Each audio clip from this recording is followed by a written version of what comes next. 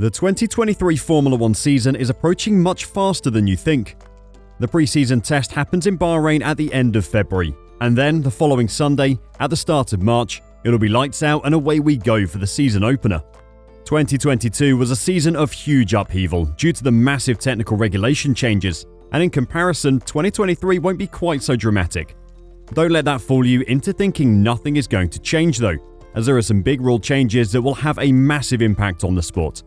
Stick with me to find out everything you need to know in the lead up to the 2023 season. There is plenty to talk about when it comes to 2023 changes. There are new drivers and many of them have switched teams. The team principals have played musical chairs and we're still waiting for Jos Capito's replacement to be announced. And plenty of the courses have had changes to their layouts or are just brand new. The Las Vegas Grand Prix on Saturday the 28th of November is the biggest change here and is the first to be held on a Saturday in decades. If you like a good party, then this is definitely the race for you because it's going to be wild. All of that is still to come, but the rule changes are here now and the teams are already having to deal with the consequences of the changes. We're going to cover changes to grid penalties, tyre allowance and sprint races. But first, let's take a look at the thing giving every team's designers nightmares: the technical regulation changes. After the major technical regulation changes for 2022, the teams will naturally have been relieved to have relatively static regulations for which to design their 2023 cars for. However, there are some minor but not insignificant changes to the technical regulations for this year. In a bid to reduce the severe aerodynamic porpoising seen with the ground effect cars at the start of last season, the FIA has introduced tougher and more stringent floor deflection tests to measure how much car floors are flexing under aerodynamic load. They've also raised the floor edges by 15mm to help alleviate the problem. The start of the season saw a number of cars suffering from porpoising. By the time we got to Baku and round 8 of the season, I was completely fed up with saying the word. The FIA was convinced that it was a safety risk that the teams couldn't solve themselves after the Mercedes team spent weeks answering every question asked of them with complaints about it. In reality, many teams had already solved the problem by then, and once everyone returned from their summer holidays for the Belgian Grand Prix, it was pretty much gone from the grid. Many team bosses and people close to the sport think the FIA should never have gotten involved, and only did so because one of the most popular teams on the grid made it such a big problem. Mercedes have been accused of preventing porpoising issues from being solved, despite suffering from the issue throughout 2022. F1 Chief Technical Officer Pat Simmons believes the FIA overreacted after Mercedes complained about the issue after the Azerbaijan Grand Prix. He told the media, "I think the FIA overreacted a bit after Baku.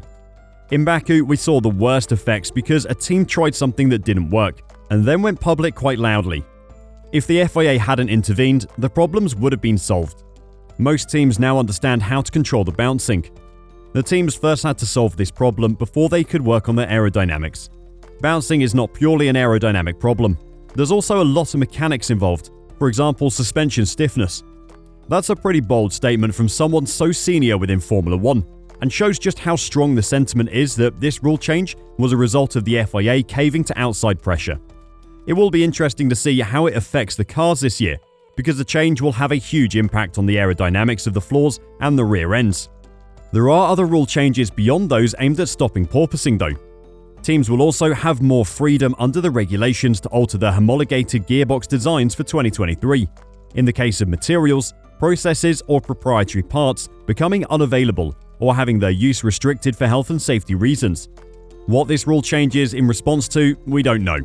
Presumably, the effect of COVID-19 on global supply chains has made some metal or equipment extremely hard to get a hold of. There have been changes to the technical regulations that focus on driver safety that are warranted.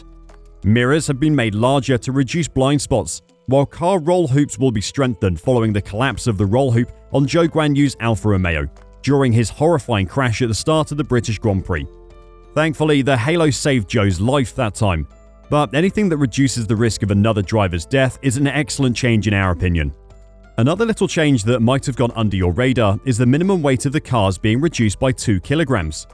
If you throw your mind back to the start of the 2022 season, you might remember that all of the teams were overweight except for Alfa Romeo, and after a number of complaints, the FIA raised the minimum weight to make it easier for teams to hit it. Max Verstappen's DRS flap failing twice due to Red Bull's weight loss and a lack of paint on a lot of cars showed us how hard it was to get to the minimum weight, but according to reports, they pretty much all managed it by the end of the season. Do you want to see cars turning up at the start of 2023 with exposed carbon again? Let us know in the comments if you loved it or hated it. So what about the other changes we mentioned earlier? In terms of the sporting regulations, there are some minor tweaks to the rules. The FIA have clarified the procedure for applying grid penalties in the event of large numbers of drivers all serving penalties at the same event, such as at Spa-Francorchamps and Monza last year. You know your rules are too convoluted when the entire F1 world, including the teams themselves, have absolutely no idea how they work, so this change is excellent. Drivers who receive more than 15 cumulative grid position penalties or have been penalised to start at the back of the grid will start behind any other classified driver. In 2 rounds this season, Formula 1 will trial a revised qualifying format. The qualifying format will remain functionally identical. However, drivers will only be permitted to run hard tyres in Q1. Medium tyres will be mandatory in Q2, and drivers will only be allowed to use softs in Q3. The system is designed to help make F1's use of its tyre compounds over a weekend less wasteful. Pirelli boss Mario Isola believes it's more sustainable for the tyre manufacturer. "We got the proposal for next year," Isola said. "It is my favourite scenario. We're talking about durability. Currently, with the current regulations, you have to be careful with the soft tyre for qualifying, and you can't use it for the race. If you allocate 2 sets of hards for Q1, 2 sets of mediums for Q2, and 2 sets of softs for Q3, you still have 6 sets for the race. That's perfect. We save a lot of tyres with that, without disrupting the F1 show." DRS will now be activated after a single lap of green flag racing this season, rather than the previous 2 laps, but only during the sprint races. The FIA will roll out the change to Grand Prix in 2023. This change would make the laps after yellow far more important.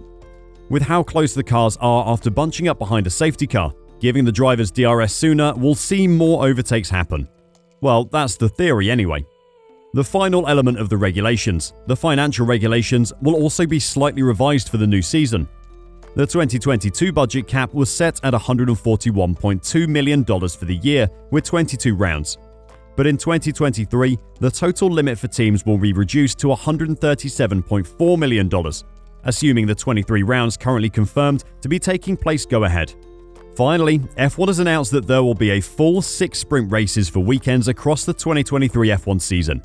Get ready for racing Saturdays at Baku at the end of April, the Red Bull Ring on the first weekend of July, Spa at the end of July, Qatar at the start of October, Circuit of the Americas at the end of October, and Interlagos at the start of November. I know this one is definitely going to split opinions. Some people love the sprint race and the added excitement of racing on Saturday and qualifying on Friday. Some people hate it because the sprint race feels a bit empty due to the risk of losing your place on the grid for Sunday's race. Are you for more sprint races, or is that a change you really didn't want to happen? How do you feel about the changing technical regulations to solve porpoising?